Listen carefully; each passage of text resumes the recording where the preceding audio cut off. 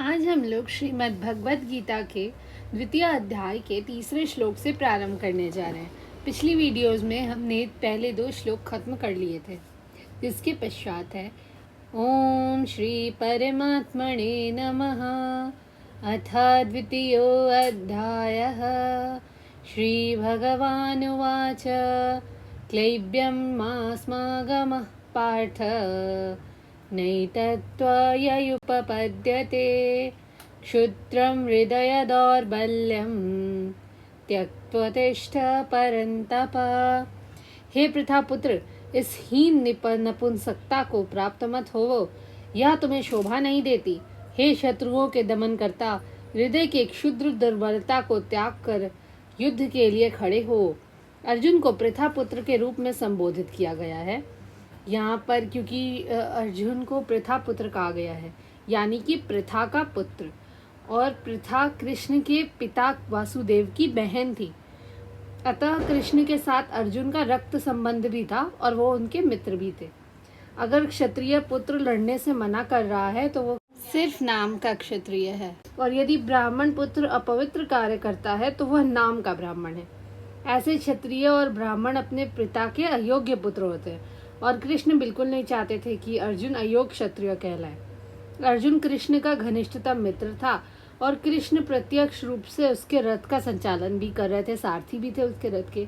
लेकिन इन सब गुणों के होते हुए भी अगर अर्जुन युद्ध भूमि छोड़ देते हैं तो बहुत निंदनीय कार्य होगा, क्योंकि साक्षात भगवान श्री कृष्ण उनके रथ के संचालक है। उसके बावजूद उन्हें ये छोड़ना बिल्कुल भी शोभा नहीं देता। अर्जुन ये तर्क कह सकते थे कि परम पूज्य भीष्म पितामह और स्वजनों को वो कैसे मार दे, लेकिन ये सिर्फ हृदय दौर्बल्य माना जाता है। ऐसी झूठी उदारता का अनुमोदन एक भी शास्त्र नहीं करता। इसीलिए अर्जुन जैसे व्यक्ति को कृष्ण के प्रत्यक्ष निर्देशन में ऐसी उदारता या तथाकथित अहिंसा का परित्याग कर देना चाहिए था। अर्जुन उवाच कथं भीष्ममहं संख्ये द्रोणं च मधुसूदन इषुभिः प्रतियोत्स्यामि पूजार्हावरिसूदन। हे शत्रुहंता, हे मधुसूदन, मैं युद्ध भूमि में किस तरह भीष्म तथा द्रोण जैसे पूजनीय व्यक्तियों पर उलट कर बाण चलाऊंगा। भीष्म पितामह तथा द्रोणाचार्य जैसे सम्माननीय व्यक्ति सदैव पूजनीय हैं। अर्जुन, अब यहाँ पर अर्जुन कह रहे हैं कि वो कैसे इन पर अपने बाण चला सकते हैं जो इनके लिए इतने पूजनीय हैं। अगर वो आक्रमण भी करे तो उन पर पलटकर आक्रमण करना उचित नहीं है। ये सामान्य शिष्टाचार है, क्योंकि गुरुओं को तो इज्जत देनी ही चाहिए। अगर वो लोग कभी रुक्ष व्यवहार करे यानी खराब व्यवहार करे, तब भी उनके साथ वैसा व्यवहार नहीं करना चाहिए। तो अर्जुन उन पर उलटकर वाहन कैसे छोड़ सकते थे? तो कृष्ण कभी अपने पितामह, नाना, उग्रसेन या फिर अपने आचार्यों, संदीपनी मुनि, इन सब पर हाथ चला सकते थे?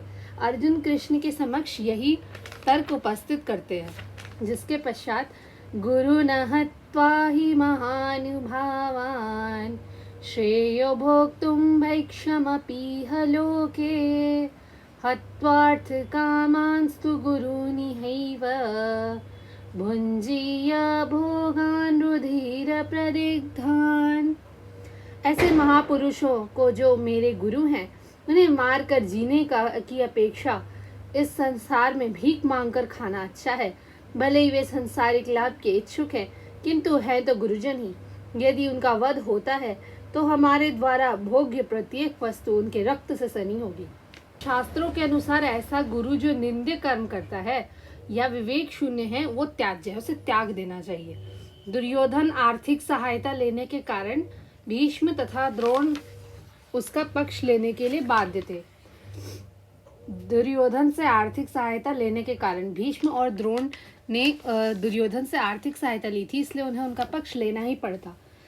यद्यपि सिर्फ आर्थिक लाभ से ऐसा करना उचित नहीं था।